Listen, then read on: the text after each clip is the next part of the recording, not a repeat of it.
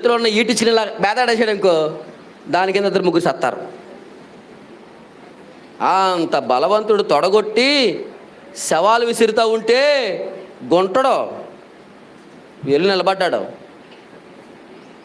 రోషం వచ్చేసింది. దేనికి రోషం వచ్చింది? మా అమ్మనంటావా, మా అన్నీనంటావా?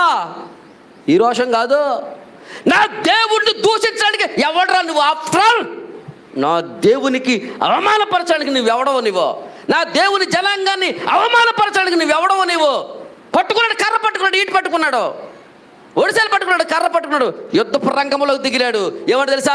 నా దేవుడు నాకు తోడుగా ఉన్నాడు. రా చూసుకుందా నీ సంగతి ఏంటో. ఖబర్దార్. నవ్వు వచ్చింది గొలియాతికి. కుక్కను అనుకున్నావేంట్రా, కర్రెచ్చుకొస్తున్నావు? ఏమంటాడు?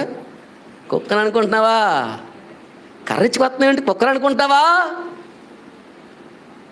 దావీదు అన్నాడు, నేను దేవుని యందు భక్తి కలిగిన వాడిని, యెహోవా నాకు తోడుగా ఉన్నాడు.